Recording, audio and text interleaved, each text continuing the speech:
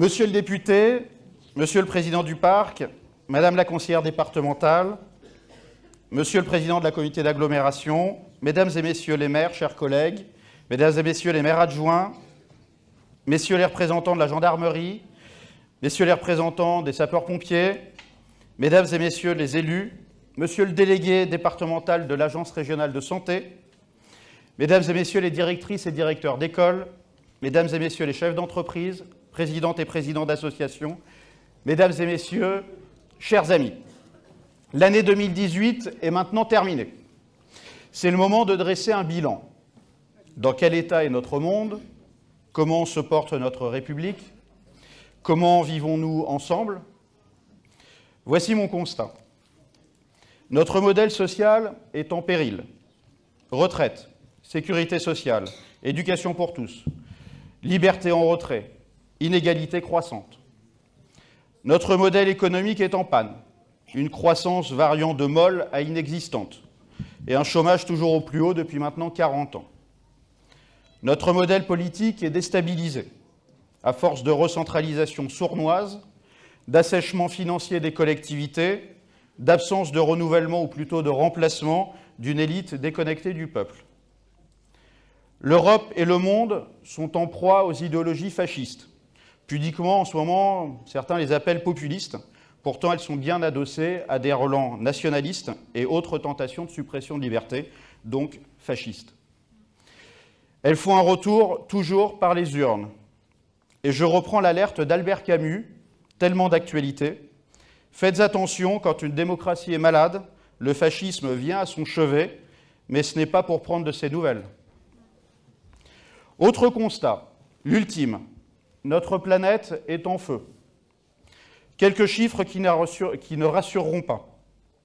Les 20 années les plus chaudes ont été enregistrées sur les 22 dernières années.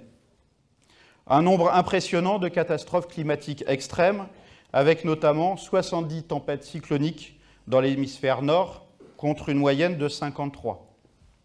Pour la France et l'Europe, 2018 a été l'année la plus chaude jamais enregistrée.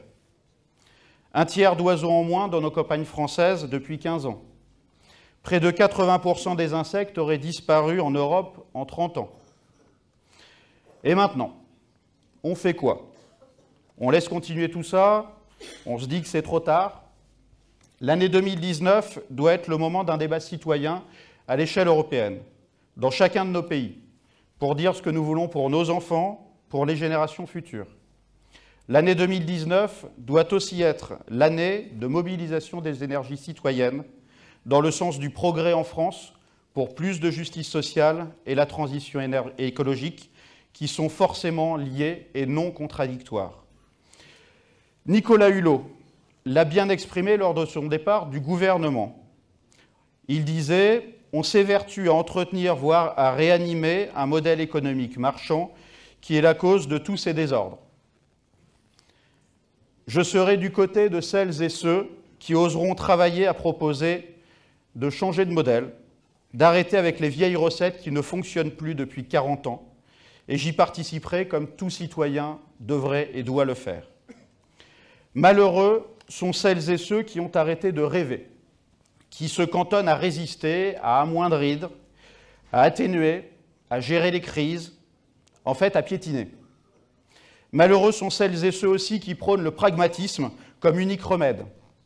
C'est bien souvent le paradis des lobbies qui serviront toujours des intérêts privés au lieu de l'intérêt commun qui garantirait notre avenir à toutes et tous. Et c'est bien souvent à force de pragmatisme que l'extrémisme finit par gagner.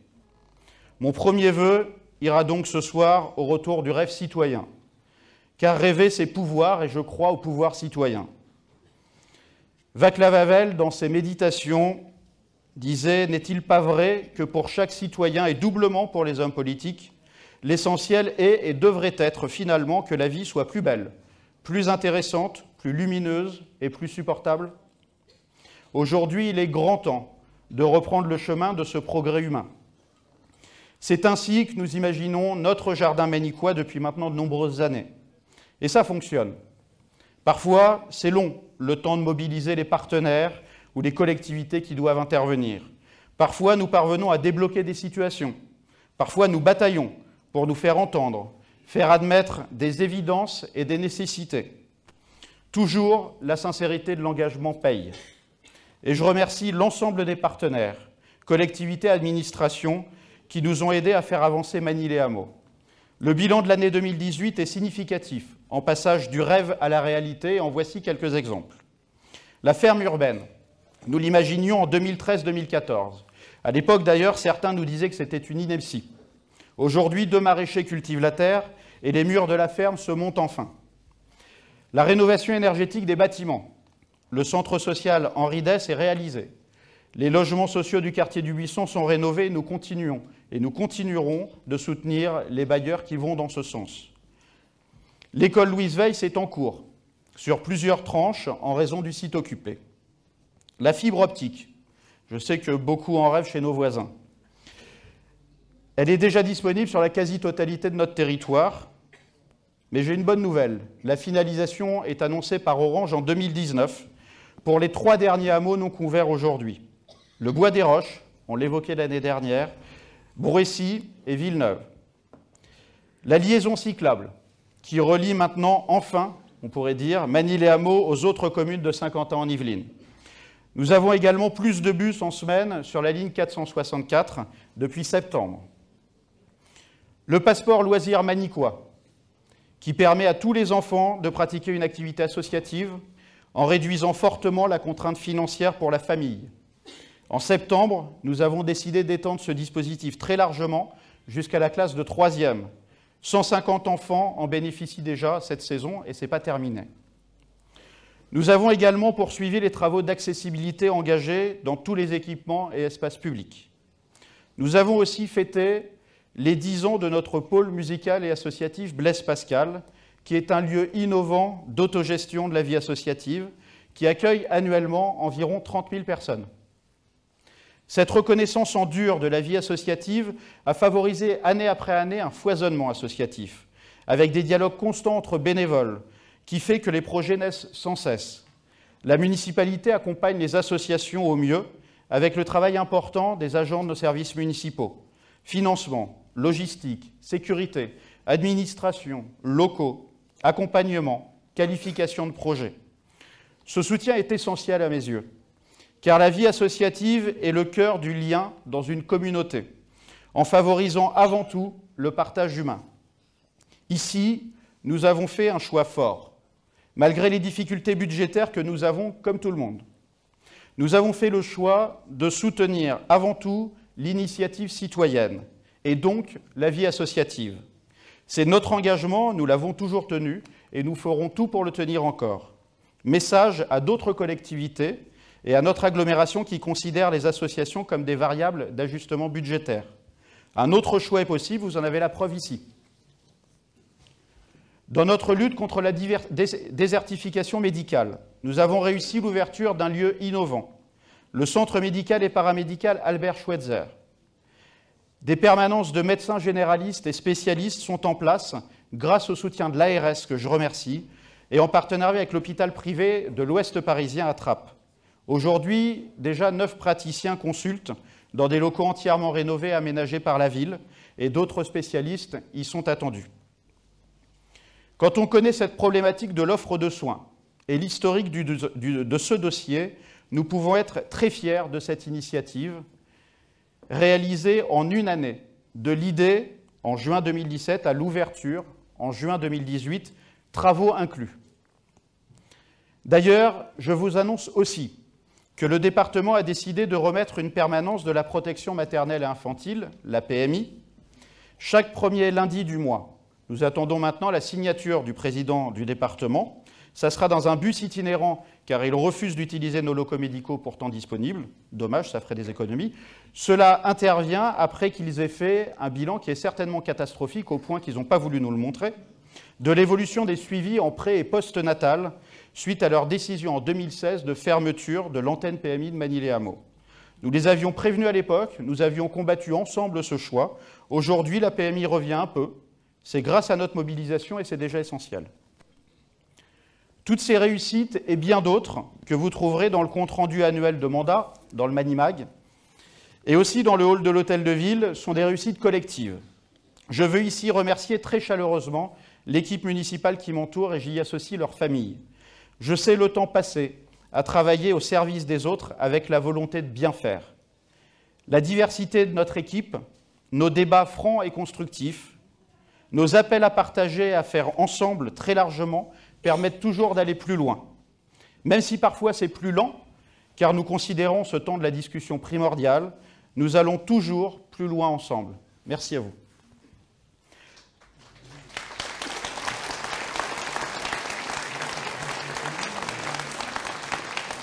Nous sommes en cela épaulés et conseillés par les agents de nos services municipaux. Ces femmes et ces hommes sont le service public de proximité essentiel pour le quotidien de chacune de nos familles, chacune et chacun d'entre nous. Sans leur engagement professionnel et leur efficacité, rien ne serait possible. Alors merci à toutes et à tous aussi.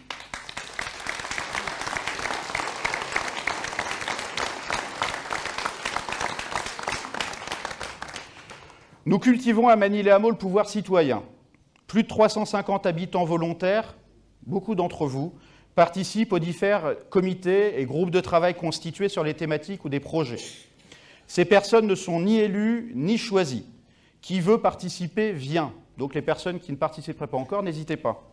Nous avons accentué encore la démarche en proposant aux jeunes d'agir pour la vie communale, au-delà du comité du service jeunesse et citoyenneté qui fonctionne déjà. Nous avons organisé 2 cafés citoyens et c'est un succès. 45 jeunes présents en juin et plus de 60 en décembre pour parler de notre territoire et proposer des initiatives qu'elles et ils mettront en place avec nous. Avoir confiance en notre jeunesse, c'est l'inclure dans les dialogues. C'est prendre en compte sa maturité, son enthousiasme et sa créativité. C'est constater qu'ils n'ont pas vraiment besoin de faire un service militaire pour être citoyens.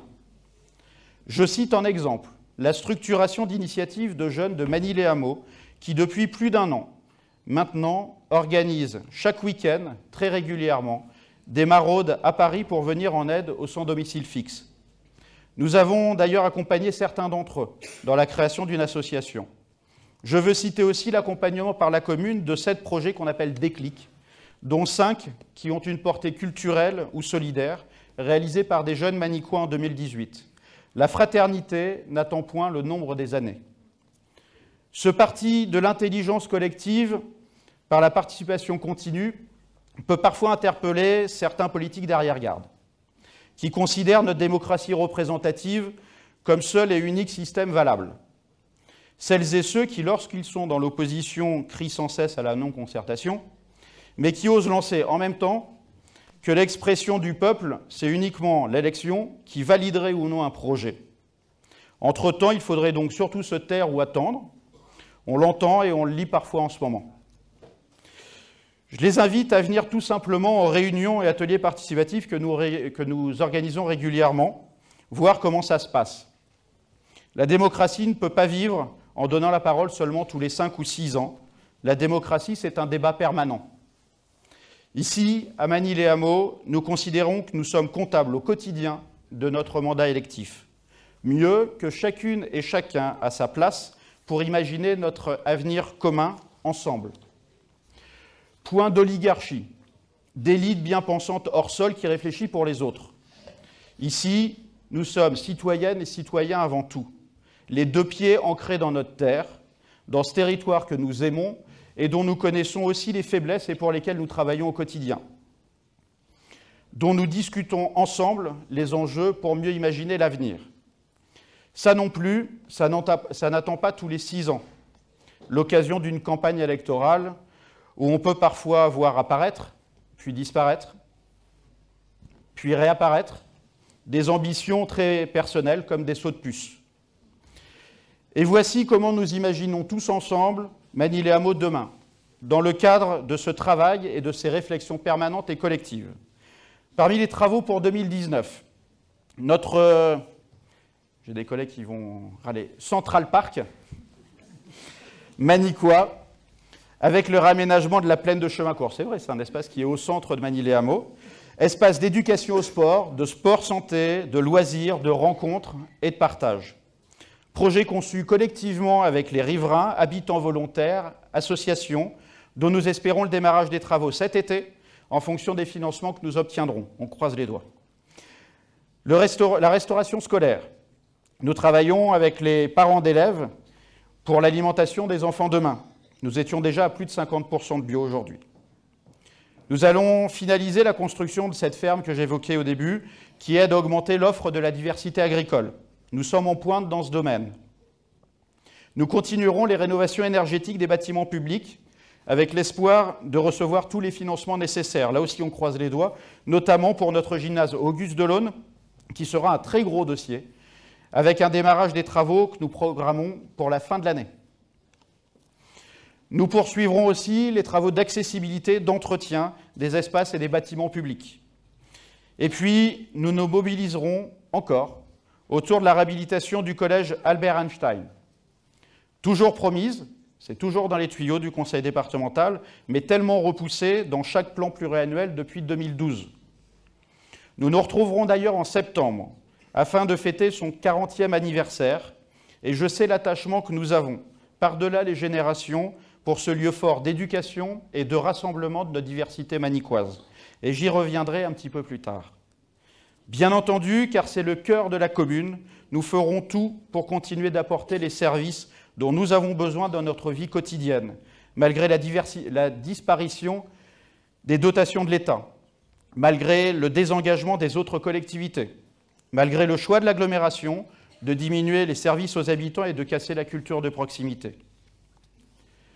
D'ailleurs, depuis cette maison de l'environnement, des sciences et du développement durable, abandonnée sciemment par l'agglomération, là aussi c'était un choix, je lance un appel pour faire de Saint-Quentin-en-Yvelines une terre d'innovation durable dans les actes. Faire venir des entreprises est une chose, mais donner envie à leurs salariés d'habiter notre territoire, aux plus jeunes de continuer d'y habiter, en le rendant plus vivant, plus solidaire, mieux aménagé, plus humain, est un enjeu fort. Dans le cadre de ma délégation au développement durable, je vois trop aujourd'hui les freins, les postures, voire les reniements ou manque de courage qui succèdent à l'enthousiasme des paroles lors du vote à l'unanimité du plan climat-air-énergie que j'ai porté en septembre. Dans un territoire aménagé à la mode des années 70 et 80, asphyxié par la voiture, rempli de bâtiments passoires énergétiques, il est pourtant facile de comprendre qu'il va falloir très vite changer les priorités. Magny-les-Hameaux prend toute sa part dans l'innovation durable. Pour le logement, nous continuerons de proposer année après année des logements accessibles afin de permettre à toutes les générations de vivre dans notre commune. C'est l'objet de notre engagement pour un programme local de l'habitat respectueux de notre appartenance au parc naturel régional, avec une évolution stable de notre population et une adaptation efficace de nos équipements publics. Dans ce cadre, nous voulons toujours favoriser au maximum les initiatives liées à l'accompagnement du vieillissement, à la mixité intergénérationnelle et à des bâtiments passifs, c'est-à-dire avec une consommation d'énergie quasi nulle. Côté transport, nous proposons depuis 2 ans de travailler dans le cadre d'une conférence territoriale des mobilités, sans grand succès depuis 2 ans. Mais ça pourrait changer prochainement. L'objectif est d'en finir avec les tentations d'enfermement des communes voisines face au trafic routier. Je demande aussi une étude sérieuse pour un transport par câble entre Magny-les-Hameaux et la future gare de la ligne 18 à Saint-Quentin-Guyancourt. Et si nos voisins saint-rémois le souhaitent, pourquoi pas depuis la gare du RER B. Attention, je dis bien une étude. Une étude, ce n'est pas faire. Une étude pour voir la faisabilité juridique, technique, financière et l'utilité en réponse aux flux et à leur évolution. Ensuite, on peut discuter et ensuite on peut décider. Nous demandons aussi dès à présent l'augmentation des fréquences des bus le week-end et la réouverture toujours du CV7. Nous demandons aussi la finalisation du transport en commun en site propre de Saint-Quentin-en-Yvelines jusqu'à Massy, la rénovation du RER B, l'étude de parcs relais en zone rurale avec des navettes de rabattement vers les gares. Tant de travaux finalement dont on parle depuis des années, toujours repoussés, oubliés, mis sous la pile par les autorités qui en ont la responsabilité, qui sont aujourd'hui comptables et coupables de notre asphyxie. Tous ces aménagements sont indispensables et demandés depuis 40 ans.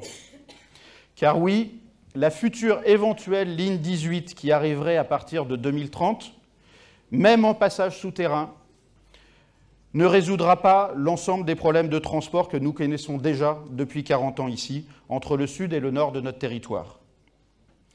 Lorsque je parle transport, je pense aussi forcément aux avions de l'aérodrome de Toussus. Ils sont devenus une nuisance depuis bien des années. Il y a bien eu des avancées, mais qui n'en ont pas été. Aujourd'hui, nous avons une belle occasion à expérimenter, qui doit permettre de retirer des droits de vol pour les avions les plus bruyants, qui doit permettre aussi de modifier les trajets des tours de piste. En responsabilité, nous devons tout faire pour que ces expérimentations aient lieu cette année. Je soutiens donc totalement la démarche en ce sens de l'Alliance associative des riverains, dont fait partie notre association Ciel Calme à Manille-les-Hameaux, et de l'Union des aéroclubs de Toussus. Et j'appelle l'ensemble de mes collègues maires à porter cette initiative auprès de l'État. Du côté de la santé et du vieillissement de la population, nous avons proposé à l'agglomération de Saint-Quentin-en-Yvelines de se saisir d'un atout majeur, le pôle Gérondicap du Mérentais, pour travailler ensemble à y établir un lieu d'innovation pour l'accompagnement du vieillissement, du handicap, de l'autonomie et du sport santé. Ce campus, dont la structuration a déjà débuté avec l'installation en septembre d'une école d'ergothérapie, devrait pouvoir allier à terme des services de proximité de pointe, des formations, des entreprises innovantes, des laboratoires de recherche liés aux universités. Du côté de l'économie locale, nous avons demandé à Saint-Quentin-en-Yvelines d'arrêter sa vente au plus offrant de la ferme de Bulloyer. Au-delà de l'aspect patrimonial indéniable de ce bâtiment du XVe siècle qui doit être protégé, nous avons proposé d'en faire le cœur de l'innovation pour l'économie sociale et solidaire, l'agriculture locale, l'agritourisme et le développement durable de nos territoires, tout en proposant un lieu bouillonnant d'activités. Nous avons déjà plusieurs propositions concernant l'agriculture, l'insertion ou encore le développement, par exemple, d'une nouvelle filière de laine en Île-de-France.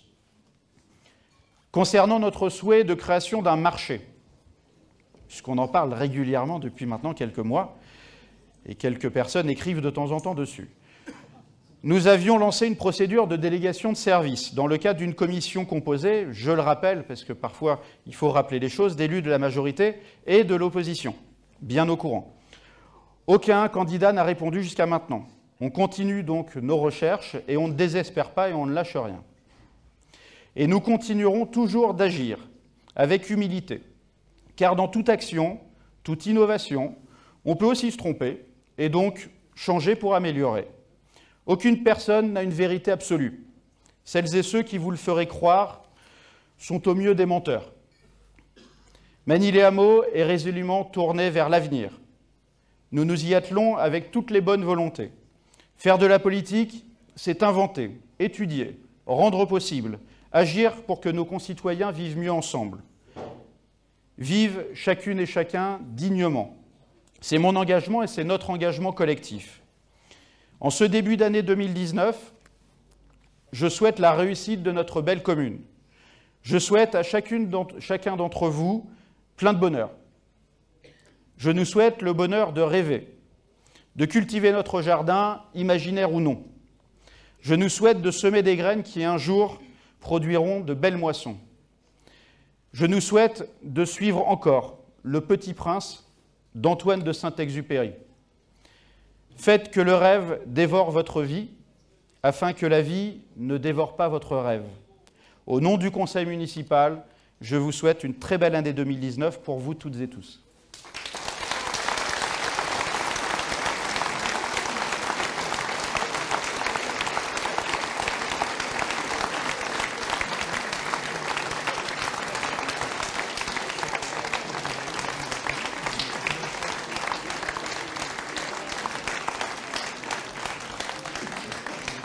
Merci beaucoup. Alors, il va falloir un petit peu patienter pour le buffet, puisque nous avons souhaité pouvoir honorer 2 personnes, pour les remercier de ce qu'elles ont fait et font pour Manille-les-Hameaux, pour saluer leur abnégation et leur sens du bien commun. Vous savez qu'ici, on remet les médailles avec beaucoup de parcimonie, et d'ailleurs, c'est quasiment les premières que je remets. Je vais appeler Elle ne sait pas du tout que je vais l'appeler. Josette Levotte.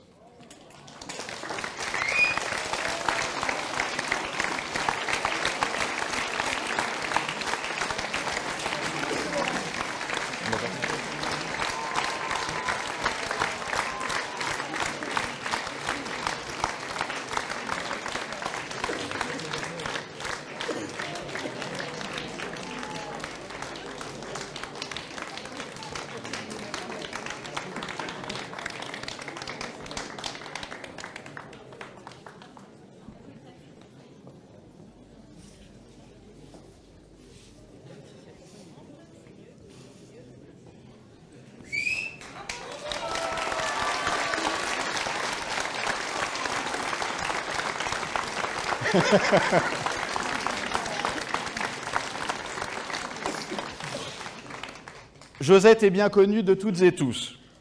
Une personne entière qui de temps en temps vient me voir pour me faire remarquer des choses qui vont mal ou des choses qui vont bien, avec franchise et toujours la volonté de justice et de progrès.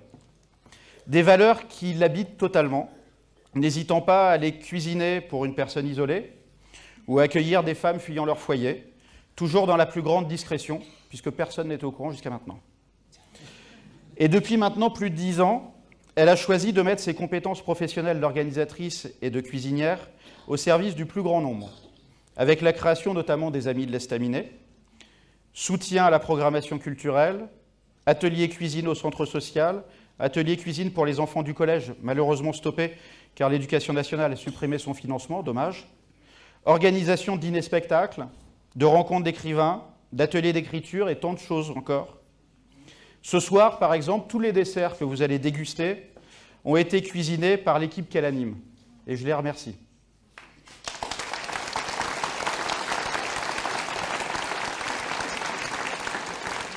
Et il y en a des centaines et des centaines. 3005. Je réserve un baborome. Elle transmet son énergie et son enthousiasme à tout le monde et participe ainsi à créer du lien à Magny-les-Hameaux. Justice, partage, lien social.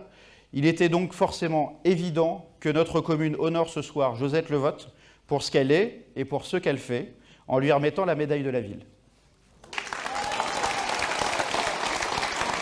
Très, très. Ça me fait super plaisir.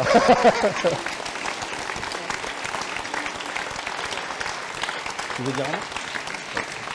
Je vais dire un mot par là.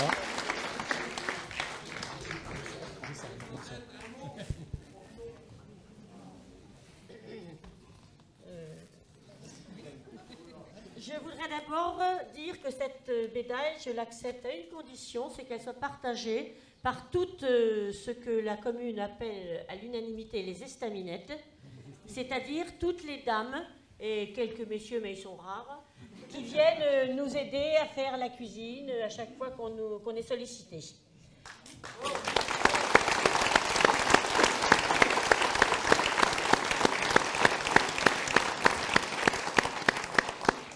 Donc l'équipe, je veux en reparler, elles sont disponibles, elles sont compétentes. Je ne suis que le chef d'orchestre. Un chef d'orchestre sans musicien, il ne ferait pas une très très bonne musique. Un grand chef, certes, mais un chef d'orchestre seulement. Voilà. C'est donc la continuité de ma vie. Ça fait 10 ans que je suis en retraite, ça fait 10 ans que je suis présidente de l'association, que je donne mon temps effectivement, que je partage mon temps dans la ligne droite qui a conduit ma vie, c'est-à-dire le partage, le social, la fraternité et surtout l'absence de pognon. Vous m'excusez, le terme est vilain, mais le pognon est vilain. Donc, bénévoles, tous, et pour toute la commune, on le fait avec plaisir. Donc voilà, je remercie monsieur le maire.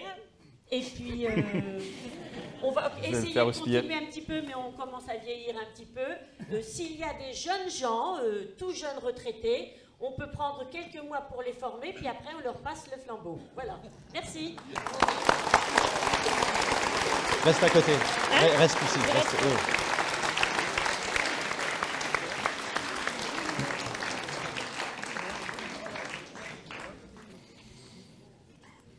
Bien, là aussi, cette personne n'a pas été prévenue, hein. Égalité totale. Donc je vais demander à Thierry Laurent de nous rejoindre.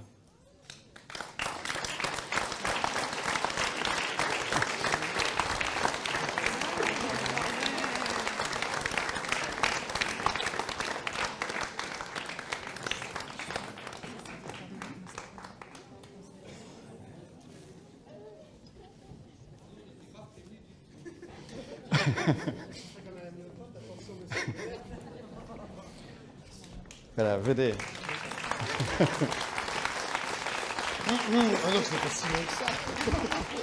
Ça n'a pas été facile de le faire venir et de trouver une excuse pour qu'il vienne, puisqu'il est aujourd'hui proviseur du lycée professionnel dans les Hauts-de-Seine, d'un lycée professionnel des Hauts-de-Seine, et il a été durant 7 années, c'est pas rien, 7 années, le principal de notre collège Albert Einstein. On peut dire que je n'étais qu'un des principaux de cet établissement. Je suis le 5e. Voilà. Voilà. Durant 7 années, ce qui n'est Durant pas cette rien. année, voilà. Le connaissant, il dira n'avoir fait que son travail, il commence déjà à le dire. En fait, il a aussi fait beaucoup plus pour ce collège, qui est un collège essentiel dans notre commune, que nous aimons ici, et qui parfois est trop malmené à l'extérieur par de bas discours de réputation. Il a porté, monsieur le principal, avec beaucoup de volonté, l'ouverture de l'établissement vers l'extérieur, en s'associant à toutes les initiatives qui peuvent être proposées en termes de culture, de sport, de citoyenneté, par la ville, les services municipaux et les associations, et par les équipes enseignantes et éducatives du collège. Il a porté le lien et le partage entre les écoles élémentaires et le collège pour favoriser le passage des enfants vers la 6e. Il a également créé un dialogue permanent avec les parents d'élèves, avec les services de notre commune, pour accompagner de façon très individuelle chaque enfant pouvant se trouver en difficulté. Et quand on voit les sourires lorsque les élèves participent aux portes ouvertes ou divers spectacles, quand on constate les divers engagements aussi de beaucoup de ces jeunes ensuite, pour les autres, ici, à Manille-les-Hameaux ou ailleurs, on sait le rôle important de Thierry Laurent, d'animation, de coordination, pour amener chacune et chacun vers l'autonomie, pour aider chaque élève à trouver sa voie. Il était donc évident que notre commune honore Thierry Laurent pour ses actions en tant que principal de notre collège Albert Einstein de 2011 à 2018, en lui remettant donc la médaille de la ville.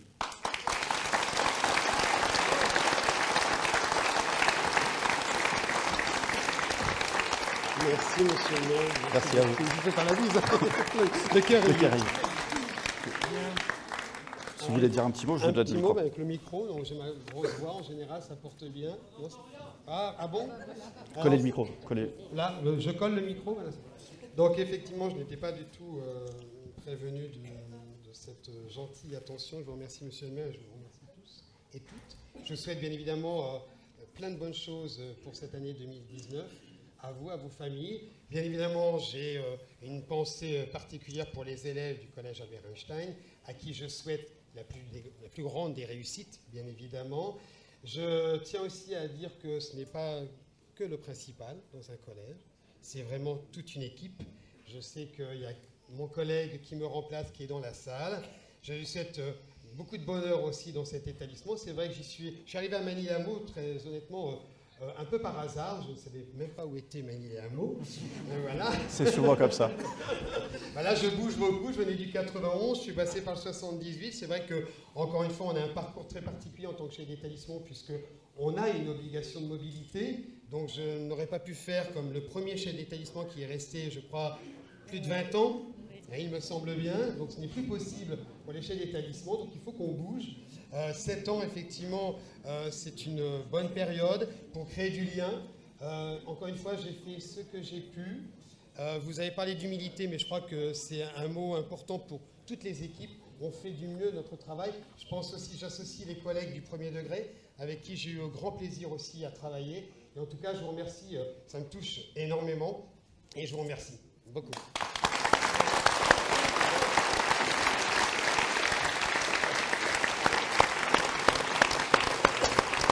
J'aurai 40 ans aussi. Écoutez, je remercie l'ensemble des personnes, agents des services municipaux, bénévoles, qui aide à l'organisation de cette soirée. Et maintenant, vous allez pouvoir passer à la dégustation du buffet réalisé par notre traiteur Escale Gourmand et par donc les Estaminettes. Voilà, merci à vous, bonne soirée.